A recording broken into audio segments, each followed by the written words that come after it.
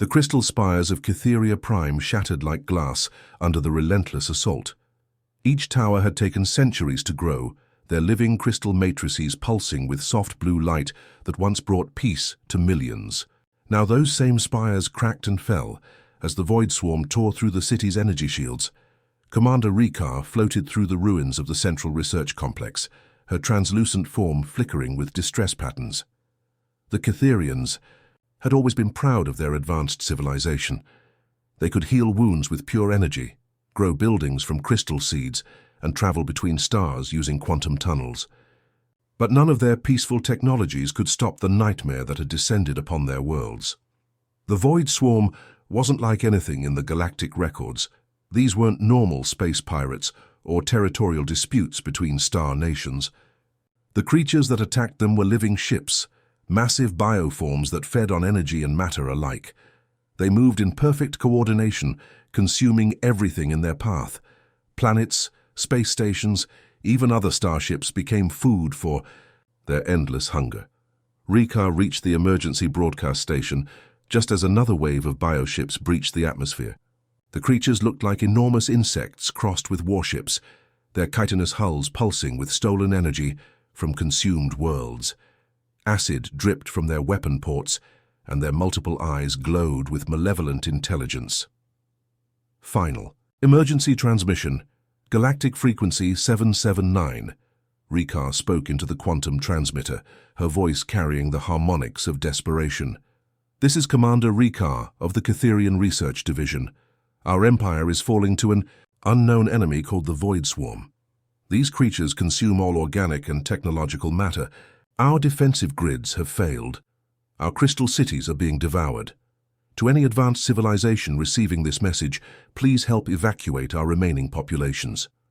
We offer our complete crystal technology archives, our energy manipulation techniques, our healing arts, anything you require in exchange for. The facility shook violently as bioships landed on the structure above. Rikar could hear the horrible sound of crystal being dissolved by the creature's acid secretions.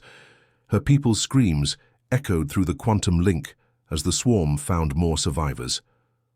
The transmission array sparked and died. Rikar's last hope vanished into the static of space. 3 months later, on the edge of the Sol system, the dying signal finally reached human space.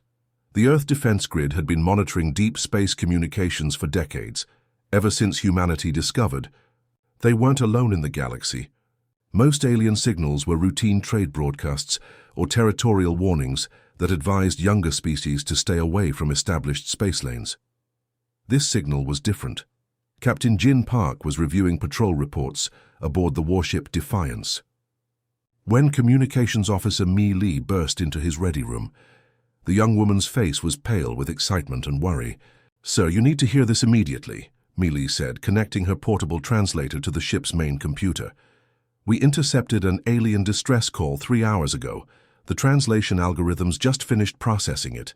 Jin listened to the translated message, his expression growing darker with each word. Unlike most species in the galaxy, humans had a particular sensitivity to calls for help. It was written into their genetic code, hardwired by millions of years of tribal survival, where cooperation meant life and abandonment meant death. "How old is this signal?" Jin asked. "Based on quantum decay patterns, approximately 93 days, Mi Li replied. "Sir, if this is accurate, an entire civilization is being exterminated while we speak." Jin stood and moved to the massive viewport that showed the star field beyond. Somewhere out there, innocent beings were dying while the galactic community did nothing.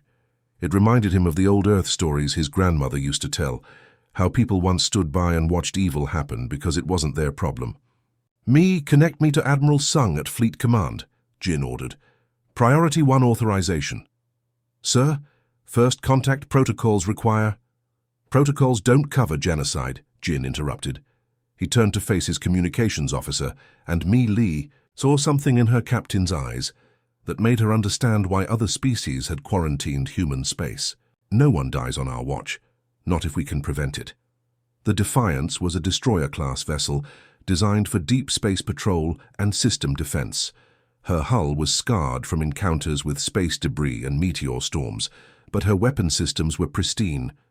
Like all human warships, she was built for one primary purpose: to protect humanity from a hostile universe.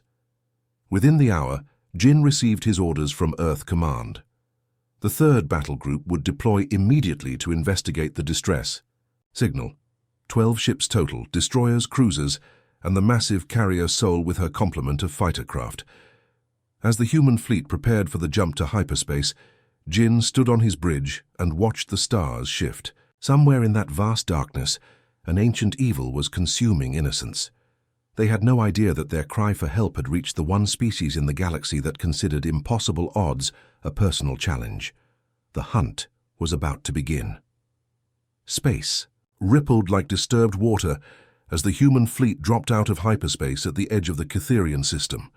The transition created massive energy signatures that lit up every sensor grid for light years around. What emerged from the quantum tunnels made the surviving Cytherians gasp in disbelief. 12 warships materialized in perfect formation, their hulls dark against the star field. These weren't the graceful, organic curves that most galactic civilizations favored. Human vessels looked like they had been carved from solid metal by angry gods. The ships were angular, brutal, and covered in armor plating that could withstand direct asteroid impacts. The lead destroyer, Defiance, was scarred from countless battles, her hull painted in the dark grey colors that humans preferred for stealth operations.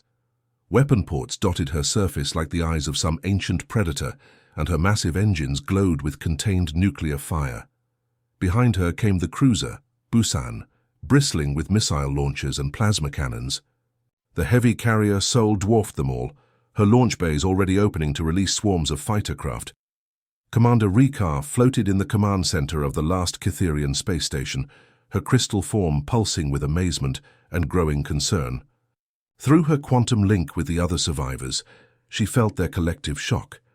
These ships looked nothing like the elegant vessels of the Altarian Federation or the bioorganic craft of the Zephyrian Collective. These were weapons of war, pure and simple. "Commander," whispered her science officer Yunvel, her crystalline voice filled with worry, "their energy signatures are unlike anything in our databases. These beings have weaponized technologies we use for peaceful purposes." The human fleet moved with predatory grace, each ship taking up defensive positions around the dying Cytherian worlds. Their formation was perfect, no wasted movement, no hesitation. Whatever these creatures were, they understood warfare at a fundamental level. Rikar activated the quantum communicator, broadcasting on all frequencies. "Noble beings, thank you for responding to our distress call. I am Commander Rikar of the Cytherian Research Division. We did not expect anyone to answer, especially after so many cycles of silence from the galactic community." The response came. Immediately, the voice crisp and professional through the translation matrix. "Captain Jin Park, United Earth Navy, commanding the 3rd Battle Group. We're here to help. What's your current tactical situation?" Rikar's translator struggled with several concepts in that simple sentence. Tactical. We are a peaceful people. We do not engage in tactics or warfare." A long pause followed. Through the quantum link, Rikar felt Yunvel's growing alarm as they both processed what that silence might mean. "You mean you don't fight back?" Captain Jin's voice carried a tone that made Rikar's crystal matrix shiver. It wasn't anger or disgust. It was something far more unsettling. It sounded like a predator discovering that its prey had never learned to run. "Our philosophy has always forbidden violence," Rikar explained, trying to project calm through her harmonics. "For 10,000 cycles, we have built our civilization on principles of peace and understanding. We trusted that our advanced allies in the Galactic Council would protect us from any external threats. Where are those allies now?" Rikar's form dimmed with sorrow. "Gone. The Altarian Federation fell 6 cycles ago. The Zephyrian worlds were consumed 4 cycles past. We believe we are the last. Tell me about this enemy. We picked up biosignatures on our approach. Living ships?" "The Void Swarm," Rikar said, sharing data through the quantum link. "They appeared 18 cycles ago at the Galactic Rim. Massive creatures that consume both organic matter and technological constructs. They move in perfect coordination like a single vast organism. Jin's voice turned sharp with interest. Hive mind. We do not know. Our peaceful nature meant we never developed the sciences of warfare. We could only watch and try to heal the wounded. Through her sensors, Rika watched the human ships begin deploying strange devices throughout the system. The carrier Sol launched hundreds of small craft that spread out like a metal swarm, each one setting up what appeared to be sensor, networks and weapon platforms. How long before their next attack? Jin asked. Rika consulted her readings. Our quantum sensors detect disturbances in the deep void.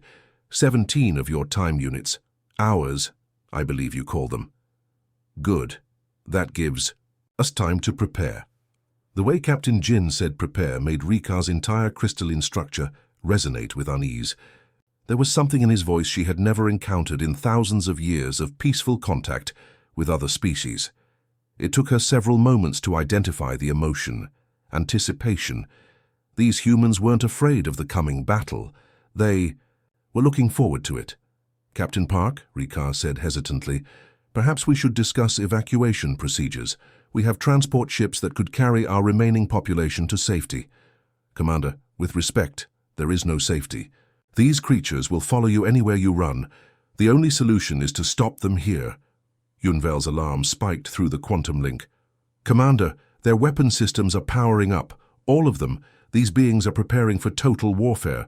Rika watched in growing horror and fascination as the human fleet transformed before her senses. The elegant formation dissolved into something far more deadly. A hunting pack spreading throughout the system, each ship moving to positions that would give them maximum firepower coverage. She was beginning to understand why the galactic community had quarantined human space. The hunting party had been out for only 6 hours when Lieutenant Sun Kim returned to the Defiance with their prize. His squad had tracked a damaged swarm scout through the outer asteroid belt, using the kind of patience that came naturally to humans, but baffled most other species. While the bioform tried to heal itself in the shadow of a broken moon, the Seum, humans had struck with surgical precision. Now the creature writhed in the specially constructed containment field, its chitinous shell cracked and leaking biofluid.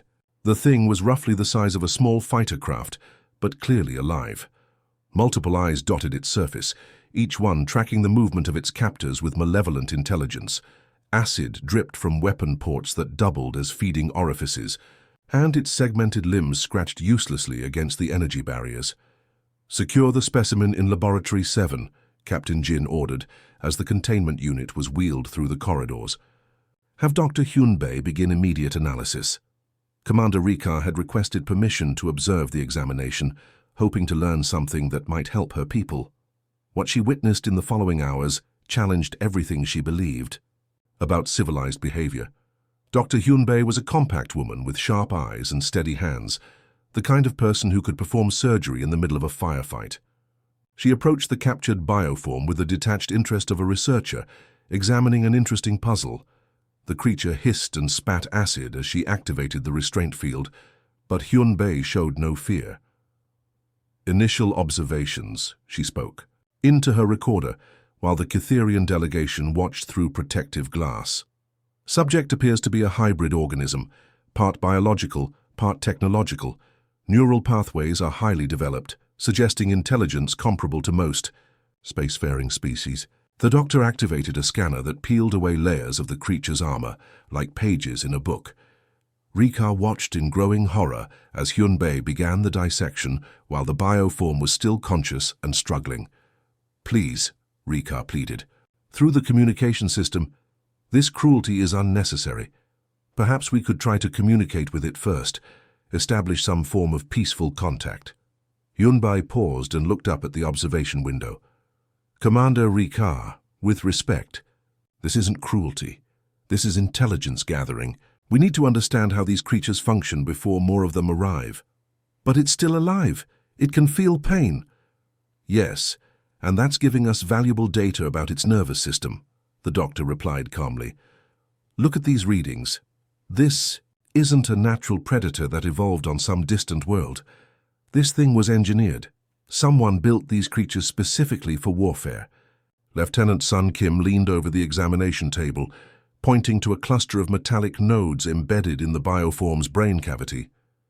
"Doctor, these look like communication implants. If we can tap into their frequency—" "Already working on it," Hyunbei said, connecting a translation device to the neural pathways. "The biocoding is incredibly sophisticated. Whoever designed these creatures understands genetics better than most species understand basic chemistry." For the next several hours, the human scientific team worked with the kind of focused intensity that made Ricard deeply uncomfortable. They dissected communication organs, analyzed weapon systems, and traced neural pathways with the efficiency of a military operation. Every discovery led to 3 more experiments, each one revealing new layers of horror about their enemy. Yunvel, watching from beside Ricard, whispered through their quantum link, "Commander, these humans work like the swarm itself. Perfect coordination, no wasted effort, single-minded purpose." By the 8th hour, Dr. Hyunbei had cracked the creature's biocommunication system. The laboratory filled with alien harmonics as the translation computer processed terabytes of intercepted data. What they heard made everyone fall silent. Hegemony. "Command, this is Scout Form 779, pacifist target confirmed extinct. Recommend deployment of Harvester-class units to process remaining biomass. Target species shows typical weakness patterns, no defensive capabilities. Consumption efficiency at 97%. Galactic pest elimination proceeding. As planned. Estimate 12 more cycles until sector is cleared for hegemony expansion." The transmission cut off as the bioform finally died, its nervous system overloaded by the human probing. Admiral Taewon's hologram materialized in the laboratory, his face grim as he reviewed the translated data. "Captain Park, report," the Admiral commanded. Jin stepped forward, his expression dark with understanding. "Sir, the Void Swarm isn't a random plague or natural disaster. They're weapons. Biological weapons engineered by something called the Hegemony, a militant empire that considers the galaxy overcrowded." Ricard's crystal form flickered with distress patterns as the full implications hit her. "But we are peaceful. We harm no one. Our entire civilization is built on principles of healing and cooperation." Admiral Won's hologram turned toward the Cytherian commander, and his voice carried the weight of terrible knowledge. "Commander, that's exactly why they target you. According to this data, the hegemony sees pacifist species as pests to be exterminated. You're not being attacked because you're a threat. You're being eliminated because you're taking up space they want." "Then evacuation," Ricard began hopefully. "Won't work," Jin interrupted. "They'll follow you anywhere. These creatures are designed to hunt down every last member of targeted species. Running only delays the inevitable." Junvel's voice trembled through the quantum link. "Then what can we do? How do we fight an enemy designed specifically to destroy peaceful civilizations?" Admiral Won exchanged a look with Captain Jin, and Ricard saw something pass between the 2 humans that made her crystalline structure resonate with both hope and terror. "We do what humans do best," Jin said, and once again Ricard heard that predatory anticipation in his voice. "We hunt the hunters." The laboratory fell silent except for the hum of machinery and the distant vibration of the ship's engines. In that moment, Ricard realized that the galaxy's most deadly species had just declared war on an empire that specialized in genocide. The hegemony had made a terrible mistake. The massive human fleet spread across the galaxy like a net of steel and fire. 700,000 warships, each one a testament to human engineering and determination, took their positions along the ancient trade routes that connected thousands of worlds. Where once alien merchants had traveled in fear of pirates and raiders, now they found themselves under the watchful protection of humanity's finest. Captain Rodriguez stood on the bridge of the battleship Eternal Vigilance, watching as cargo, vessels from a dozen different species passed through the Centauri shipping lane. The alien ships varied wildly in design. Some looked like crystalline sculptures that defied physics. Others resembled massive organic creatures swimming through space. But they all had one thing in common now. They flew safely under human protection.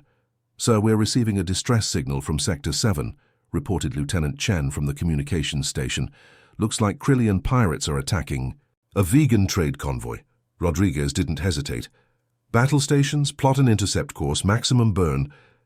The Eternal Vigilance and her escort ships turned as one, their fusion drives painting space with brilliant blue fire. Within minutes, they had crossed the light years that separated them from the attack. The scene that greeted them was familiar. A pack of sleek Krillian raiders circling a convoy of slower merchant vessels like wolves around sheep. The pirates had been the scourge of this sector for decades.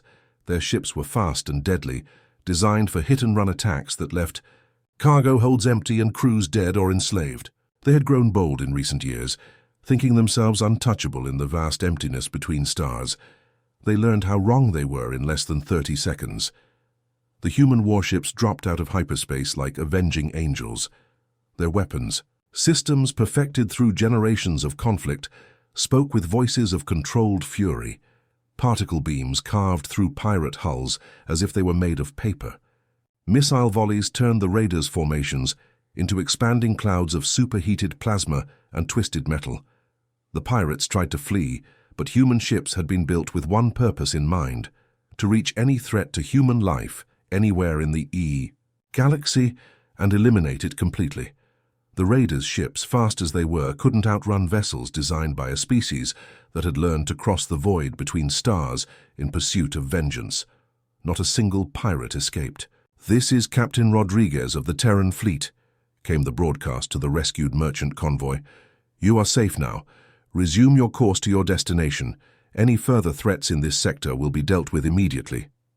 The vegan merchants, their elephant-like faces wrinkled with relief, transmitted their gratitude in 17 different languages. They had heard the stories, of course. Every species in the galaxy had heard about what happened to the hegemony, but seeing human protection in action was something else entirely. Word spread quickly through the galactic communication networks. Human patrol fleets didn't just guard the major shipping lanes, they went everywhere. Remote mining colonies on the edge of civilized space found human destroyers dropping out of hyperspace to check on their welfare. Scientific expeditions pushing into unexplored regions discovered human scouts already there, mapping potential threats and establishing communication relays. The Zephyrian Council, a loose alliance of peaceful species that had survived for millennia, through careful diplomacy and hiding, found themselves face-to-face with Commodore Williams aboard the heavy cruiser Defender of Innocence. "We don't understand," said the lead Zephyrian counselor, his crystalline form flickering with nervous energy. "Why do you protect us? We have nothing to offer humanity in return." Williams, a veteran of the Hegemony War, smiled grimly. "You don't need to offer us anything. You're not threatening human civilians, that's enough." The counselor's crystalline structure pulsed with confusion. "But surely you want something in return. Territory, resources, tribute?" "We want you to live in peace," Williams replied. "We want your children to grow up safely. We want your merchants to trade freely without fear. We want your scientists to explore and discover new wonders. That's what we're fighting for now." On E. Distant Worlds alien historians struggled to understand this new development. Never before had a single species taken responsibility for protecting an entire galaxy. The old galactic powers had ruled through fear and subjugation. Even the most benevolent empires had demanded tribute or submission from those they protected. But humans asked for nothing, except that their own people be left in peace. In return, they offered something unprecedented: genuine security for all peaceful species, backed by the most powerful military force the galaxy had ever seen. The transformation was remarkable to witness. Trade flourished as merchant vessels no longer needed to travel in heavily armed convoys. Scientific expeditions pushed into previously unexplored regions, knowing that human patrol ships would respond to any distress call within hours. New colonies sprouted on worlds that had been considered too dangerous to settle, protected by the invisible shield of human surveillance and rapid response capability. Even the most warlike species began to reconsider their ways. The Saurian Empire, which had built its reputation on conquest and slavery, quietly began releasing their captives and turning their fleets toward exploration instead of expansion. They had seen what happened to those who harmed innocents under human protection, and they wanted no part of that fate. The galaxy had found its guardians, and they wore the faces of the species that had once seemed so peaceful and unremarkable.